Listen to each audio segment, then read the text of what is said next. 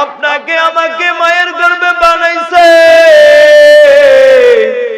মালিক আপনাকে আমাকে মায়ের গর্ভে বানাইয়া যেই সময় আপনার আমার সমস্ত শরীর সমস্ত কিছু বানানো হয়ে গেছে, পরে মালিক ফেরেশতাকে ডাক দিয়ে বলো, ফেরেশতা সাবধান,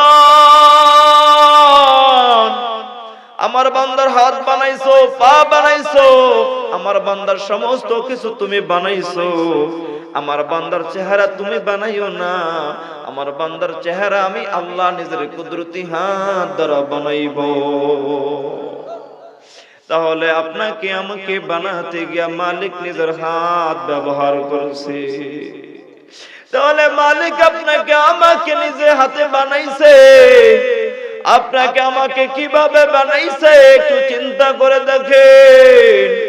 যেই সময় আপনার আমার মায়ের গর্ভে ছিলাম, আপনার আর আমার খাওয়ার প্রয়োজন হয়েছে, আল্লাহ রাব্বুল আলামিন ইচ্ছা করলে মুখ দ্বারা আপনাকে আমাকে খাবার খাওয়াতে পারতেন, কিন্তু আল্লাহ রাব্বুল আলামিন আপনাকে আমাকে মুখ দ্বারা খাবার খাওয়ান নাই। কেন খাওয়ান নাই? আল্লাহ রাব্বুল আলামিন বলে, আমার বান্দা দুনিয়াতে আইসা আমি আল্লাহকে আল্লাহ বলে ডাক দিবে, আর আমি আল্লাহর নাম তো বড় পবিত্র, এজন্য আমার বান্দার মুখটা বড় পবিত্র রাখার দরকার। এজন্য আপনাকে আমাকে নাপাক কোনো খাবার খাওয়ায় নাই, মুখ দ্বারা খাবার খাওয়ায় নাই, এই জবানটাকে আল্লাহ পবিত্র রাখছে।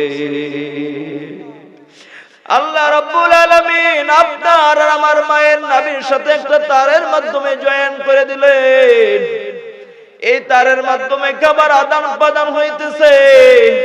যেই সময় আপনার আমি দুনিয়াতে আসব, দুনিয়াতে আসার সময় হয়েছে, দুনিয়াতে আসার পর মালিক